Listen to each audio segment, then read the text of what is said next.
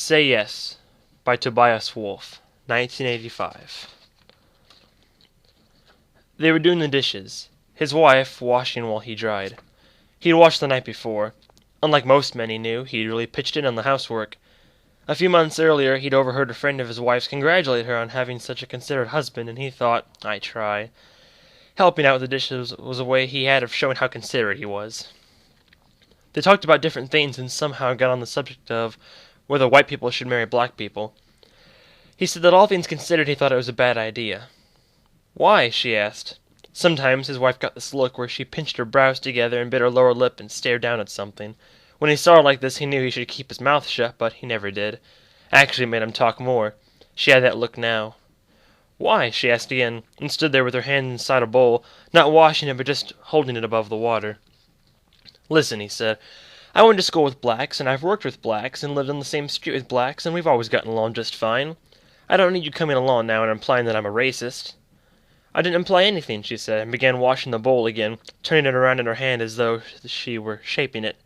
I just don't see what's wrong with a white person marrying a black person, that's all. They don't come from the same culture as we do. Listen to them sometime. They even have their own language.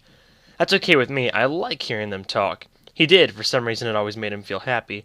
But it's different. A person from their culture and a person from our culture could never really know each other. Like you know me, his wife asked. Yes, like I know you. But if they love each other, she said. She was washing faster now, not looking at him. Oh boy, he thought. He said, don't take my word for it. Look at the statistics. Most of those marriages break up. Statistics? She was piling dishes on the drain board at a terrific rate, just swiping at them with a cloth. Many of them were greasy, and there were flecks of food between the tines of the forks. All right, she said, what about foreigners? I suppose you think the same thing about two foreigners getting married. Yes, he said, as a matter of fact, I do. How can you understand someone who comes from a completely different background? Different, said his wife. Not the same, like us. Yes, different, he snapped, angry with her for resorting to this trick of repeating his words so they sounded crass or hypocritical. These are dirty, he said, and dumped them all the silverware back into the sink. The water had gone flat and gray. She stared down at it, her lips pressed tight together, then plunged her hands under the surface. Ah! She cried and jumped back. She took her right hand by the wrist and held it up. Her thumb was bleeding. Anne, don't move, he said. Stay right there. He ran upstairs to the bathroom and rummaged in the medicine chest for alcohol, cotton, and a Band-Aid. When he came back down, she was leaning against the refrigerator with her eyes closed, still holding her hand. He took the hand and dabbed at her thumb with the cotton. The bleeding had stopped. He squeezed it to see how deep the wound was, and a single drop of blood welled up, trembling and bright, and fell to the floor. Over the thumb, she stared at him accusingly. It's shallow, he said. Tomorrow you won't even know what's there. He hoped that she appreciated how quickly he'd come to her aid. He'd acted out of concern for her, with no thought of getting anything in return. But now the thought occurred to him that it would be a nice gesture on her part not to start up the conversation again, as he was tired of it. I'll finish up here, he said. You go and relax. That's okay, she said. I'll dry. He began to wash the silverware again, giving a lot of attention to the forks. So, she said, you wouldn't have married me if I'd been black. For Christ's sake, Anne! Well, that's what you said, didn't you? No, I did not. The whole question is ridiculous. If you had been black, we probably would have never have met. You would have had your friends, and I would have had mine. But if we had met, and I had been black, then you probably would have been going out with the black guy. He picked up the rinsing nozzle and sprayed the silverware. The water was so hot that the metal darkened a pale blue and turned silver again. Let's say I wasn't, she said. Let's say I am black and unattached, and we meet and fall in love. He glanced over at her. She was watching him, and her eyes were bright. Look, he said, taking a reasonable tone. This is stupid. If you were black, you wouldn't be you. As he said this, he realized it was absolutely true. There was no possible way of arguing with the fact that she would not be herself if she were black. So he said it again. If you were black, you wouldn't be you. I know, she said. But let's just say, he took a deep breath. He had won the argument, but he still felt cornered. Say what? He asked. That I am black, but still me, and we fall in love. Will you marry me? He thought about it. Well, she said and stepped close to him. Her eyes were even brighter. Will you marry me? I'm thinking, he said. You won't, I can tell. You're going to say no. Let's not move too fast on this, he said. There are lots of things to consider. We don't want to do something we would regret for the rest of our lives. No more considering, yes or no. Since you put it that way, yes or no. Jesus, Anne! All right, no. She said, thank you, and walked from the kitchen into the living room. A moment later, he heard her turning the pages of a magazine. He knew she was too angry to be actually reading it, but She didn't snap through the pages the way he would have done.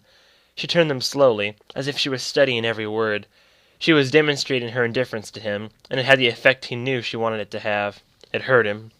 He had no choice but to demonstrate his indifference to her. Quietly, thoroughly, he washed the rest of the dishes. Then he dried them and put them away. He wiped the counters and the stove and scoured the linoleum where the drop of blood had fallen. While he was at it, he decided he might as well mop the whole floor. When he was done, the kitchen looked new, the way it looked when they were first shown the house, before they had ever lived there. He picked up the garbage pail and went outside. The night was clear and he could see a few stars to the west, where the lights of the town didn't blur them out. On El Camino the traffic was steady and light, peaceful as a river. He felt ashamed that he had let his wife get him into a fight.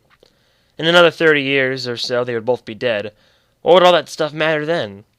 He thought of the years they had spent together and how close they were and how well they knew each other, and his throat tightened so that he could hardly breathe.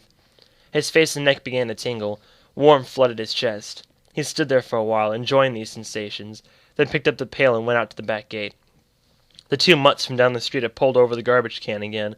One of them was rolling around on his back, and the other had something in his mouth. When they saw him coming, they trotted away with short, mincing steps. Normally he would heave rocks at them, but this time he let them go. The house was dark when he came back inside. She was in the bathroom. He stood outside the door and called her name. He heard bottles clinking, but she didn't answer him. "Anne?" "I'm really sorry," he said. "I'll make it up to you, I promise." "How?" she asked. He wasn't expecting this, but from a sound in her voice, a level and definite tone that was strange to him, he knew that he had to come up with the right answer. He leaned against the door. "I'll marry you," he whispered. "We'll see," she said. "Go on to bed. I'll be out in a minute." He undressed and got under the covers. Finally, he heard the bathroom door open and close. "Turn off the light," she said from the hallway. "What?" "Turn off the light." He reached over and pulled the chain on the bedside lamp. The room went dark. "All right," he said. He lay there, but nothing happened. "All right," he said again. Then he heard a movement across the room. He sat up, but he couldn't see a thing. The room was silent. His heart pounded the way it had on their first night together, the way it still did when he woke at the noise in the darkness and waited to hear it again. The sound of someone moving through the house. A stranger.